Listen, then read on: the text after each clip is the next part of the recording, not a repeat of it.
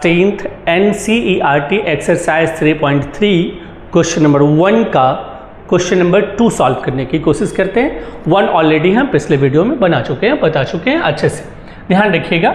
और इसको जो हम लोग सॉल्व करेंगे, सारे इक्वेशंस अब सॉल्व करने की कोशिश करेंगे हम लोग एलिमिनेशन मेथड से, क्योंकि ऑलरेडी हम आपको सब्स्टिट्यूशन से बता चुके हैं। ऐसे मैं एलिमिनेशन और सब्स्टिट्यूशन दोनों से बताया हूँ, अच्छे से बताया हूँ, आप उसको जाके देख सकते हैं। यहाँ आप देखें, एलिमिनेशन से समझने की कोशिश करेंगे। जो इक्वेशन दिया हुआ है आप कोशिश करेंगे उस इक्वेशन को हम यहाँ पे रीराइट कर रहे हैं। इक्वेशन फर्स्ट जो दिया हुआ है वो दिया हुआ है 3x + 4y = 10।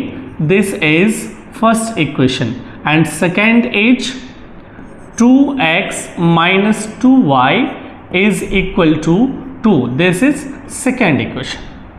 एलिमिनेशन को बनाने के लिए बीच के टर्म जो भी दिया हुआ है उसको हमको बराबर कर देना है। यहाँ पे जैसे 4y है, यहाँ 2y है। अपने मन से अगर हम इसको 1 से मल्टीप्लाई कर दें और इसको इस इक्वेशन को 2 से मल्टीप्लाई कर दें तो देख लीजिए आप लोग, 4 को अगर 1 से मल्टीप्लाई करेंगे क्या हो जाएगा बहादुर? 4। और 2 को 2 से मल्टीप्लाई करेंगे क्या हो जाएगा? 4। ये दोनों टर्म हमारा इक्वल हो जाएगा, ये दोनों के दोनों क्या हो जाएंगे? बराबर। तो इसको हम आसानी से काट सकते हैं, इसीलिए हम ऐसा करते हैं। और ये अपने मन से कर सकते हैं, आप जिसमें भी चाहें। ऐसे हम मल्टीप्लाई करें, डिवाइड करें, कुछ भी कर सकते हैं, लेकिन यहाँ आप देख लीजिए जनरली मल्टीप्लाई ही करना। अब हम क्या कहें, ये पूरे इक्वेशन को यानी इक्वेशन फर्स्ट को 1 से मल्टीप्लाई करके लिखेंगे। तो देखिए लिख सकते हैं 3x + 4y = 10। This is third equation. फिर हम लिख सकते हैं बहादुर 2x को 2 से मल्टीप्लाई करेंगे, 4x - 2 को 2 से मल्टीप्लाई करेंगे 4 और y का y लिखेंगे = 2 2 जा 4। This is fourth equation. अब हमारा इक्वेशन थर्ड और फोर्थ आ गया है हमारे सामने में। एक चीज ध्यान रखिएगा, एक ट्रिक बताता हूं, मैंने कई बार बताया भी है।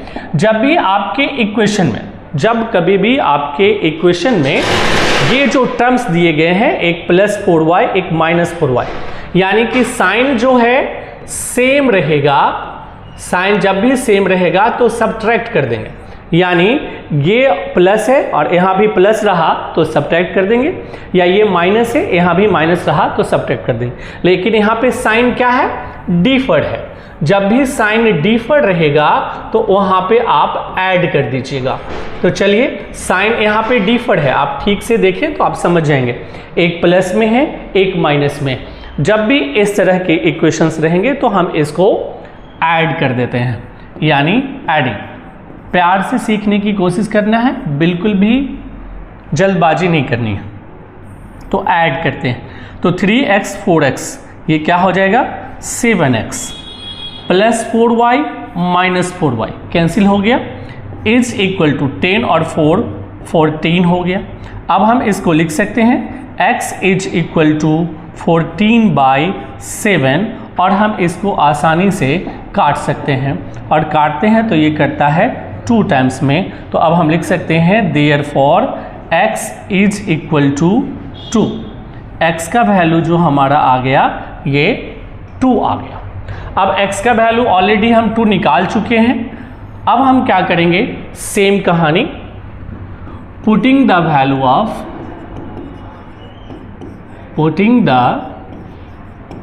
वैल्यू ऑफ जो हमारा वैल्यू आया है, यानी x = 2 इन इक्वेशन फर्स्ट।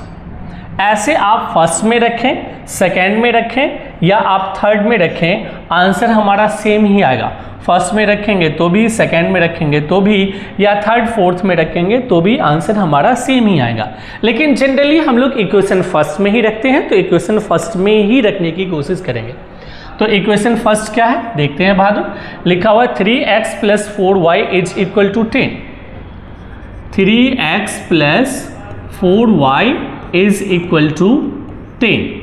अब हम जो x का वैल्यू 2 निकाले हैं, जो यहाँ पे फाइंड आउट किए हैं, यही वैल्यू हम x की जगह पुट करने की कोशिश करेंगे। देखिए अब हम लिख सकते हैं 3 इंटू एक्स की जगह हम क्या लिखेंगे 2, तो 3 into 2 plus 4y is equal to 10। Now next 3 2 जा 6 plus 4y is equal to 10। Next 4y is equal to 10 और ये प्लस 6 है तो इज इक्वल टू के राइट साइड में उस तरफ ले जाएंगे तो ये हो जाएगा बहादुर -6। अब हम ये लिख सकते हैं 4y is equal to 4। Now y is equal to 4/4। अब हम इसको बहादुर काट देंगे तो आप ध्यान रखिएगा हम आसानी से सॉल्व कर सकते हैं। इसको क्या करेंगे कैंसिल कर देते हैं तो 4 से 4 को काटे क्या हो गया 1। अब लिखेंगे therefore y is equal to 1। हमारा आंसर आ चुका है x इज इक्वल टू 2 और y इज इक्वल टू 1। लेकिन मैंने कई बार कहा है क्लास में बच्चों को बताता हूँ कि आप इतना पे नहीं छोड़ेंगे, कभी कभी टीचर 0.5 मार्क्स काट लेते हैं। आप एक लास्ट में एक स्टेप देंगे, टर्म्स लिखेंगे और वहाँ लिखेंगे हेंस, आप वैल्यू पुट कर देंगे, लिख देंगे hence x is equal to 2 और y is equal to 1 solved. ये लिख देने से आप जो है आसानी से मार्क्स गेन कर सकते हैं, कहीं भी कोई कंफ्यूजन नहीं हुआ हो। मुझे उम्मीद है कि ये पूरे टर्म्स को आप आसानी से समझ गए होंगे।